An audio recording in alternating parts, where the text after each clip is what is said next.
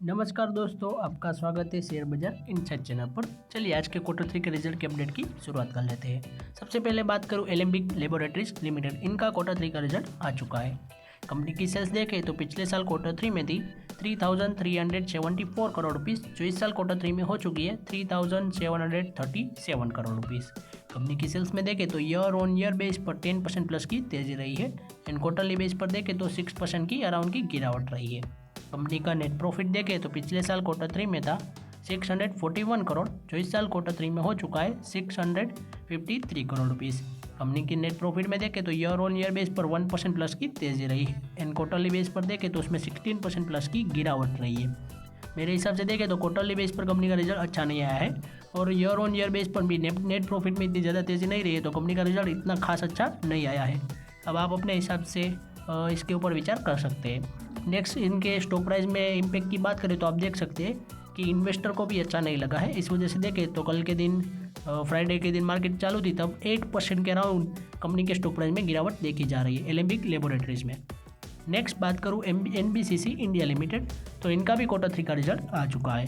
Company की sales देखें तो पिछले साल क्वार्टर 3 में थी 2,809 करोड़, जो इस साल क्वार्टर 3 में हो चुकी है 3,022 करोड़ रुपीज़।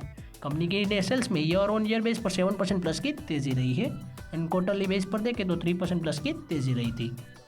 कंपनी का नेट प्रॉफिट देखें तो पिछले साल क्वार्टर 3 में था 142 करोड़ रुपीज़, जो इस साल क्वार्टर 3 में हो चुका है 197 करोड़ रुपीज़। कंपनी के नेट प्रॉफिट में ईयर ऑन ईयर बेस पर 38% प्लस की तेजी रही है एंड क्वार्टरली बेस पर देखें तो उसमें भी 25% प्लस की तेजी रही थी। मेरे हिसाब से देखें तो सेल्स में इतनी ज़्यादा तेज़ी नहीं रही है, मगर नेट प्रॉफिट में काफ़ी अच्छी तेज़ी रही है। इस हिसाब से कंपनी का रिजल्ट तो ठीक ठाक अच्छा ही आया है। और कंपनी के स्टॉक प्राइस में देखें तो कल के दिन काफ़ी बड़ी गिरावट रही है 2.5% प्लस की, जो आप यहाँ पर देख सकते हैं। नेक्स्ट बात करूँ GMR एयरपोर्ट्स लिमिटेड, तो इनका भी क्वार्टर 3 का रिजल्ट आ चुका है। जो एयरपोर्ट होते हैं हमारे इंडिया में, उन सारे एयरपोर्ट का मैनेजमेंट का और लीज पर लेने का देने का काम करती है यह कंपनी की सेल्स देखें तो पिछले साल क्वार्टर 3 में थी 2,653 करोड़, जो इस साल क्वार्टर 3 में हो चुकी है 3,994 करोड़ रुपीज़। कंपनी की सेल्स में देखें तो ईयर ऑन ईयर बेस पर 50% प्लस की तेज़ी रही है एंड क्वार्टरली बेस पर देखें तो उसमें भी 8% प्लस की तेज़ी रही थी। कंपनी का नेट प्रॉफिट देखें तो पिछले साल क्वार्टर 3 में था 202 करोड़, जो इस साल क्वार्टर 3 में हो चुका है 174 करोड़ रुपीज़। कंपनी के नेट प्रॉफिट में गिरावट रही है करीब 13% प्लस की ईयर ऑन ईयर बेस पर एंड क्वार्टरली बेस पर देखें तो 397% प्लस की तेज़ी रही है, जो आप यहाँ पर देख सकते हैं। मेरे हिसाब से देखें तो कंपनी का रिजल्ट ठीक ठाक रहा है, इतना ज़्यादा अच्छा नहीं रहा है, क्योंकि नेट प्रॉफिट में गिरावट रही है ईयर ऑन ईयर बेस पर, इस वजह से तो मेरे हिसाब से अच्छा नहीं कहा जा सकता। कंपनी की सेल्स यहाँ पर हम कंपनी के स्टॉक प्राइस में देखें तो उसमें भी करीब 2% प्लस की गिरावट रही है, जो आप यहाँ पर देख सकते हैं। नेक्स्ट बात करूँ आइनॉक्स विंड लिमिटेड, तो इनका भी क्वार्टर 3 का रिजल्ट आ चुका है। कंपनी की सेल्स देखें तो पिछले साल क्वार्टर 3 में थी 911 करोड़, जो इस साल क्वार्टर 3 में हो चुकी है 1,207 करोड़ रुपीज़।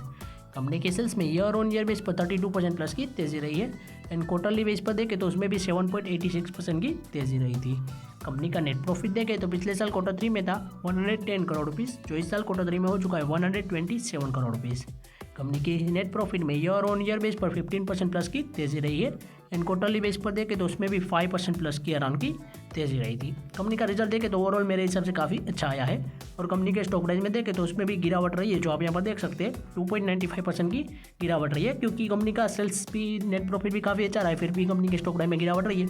इसका रीज़न मैं आगे बताता हूँ। इसका सबसे बड़ा रीज़न देखें तो निफ्टी 50 में जो कल के दिन गिरावट रही है उसका है, क्योंकि कई सारी ऐसी कंपनी है जिसके रिजल्ट अच्छे आए हैं या फिर कंपनी अच्छी चल रही है, फिर भी कई सारी कंपनीज के स्टॉक प्राइस में गिरावट रही है, क्योंकि निफ्टी 50 में काफ़ी भारी भरकम गिरावट रही थी कल के दिन, जो आप यहाँ पर देख सकते हैं कि 1% प्लस के अराउंड की निफ्टी 50 में पिछले कुछ दिनों से में भी गिरावट रही है। इस वजह से देखें तो कई सारे कंपनी के स्टॉक प्राइस में भी गिरावट रही है, जो आप यहाँ पर देख सकते हैं। तो आज के अपडेट की बात करूँ तो हमारी यहीं तक थी। ऐसे ही वीडियोस देखने के लिए हमारे चैनल को सब्सक्राइब कीजिए और बेल आइकन को ऑन करना मत भूलिएगा। Thanks for watching.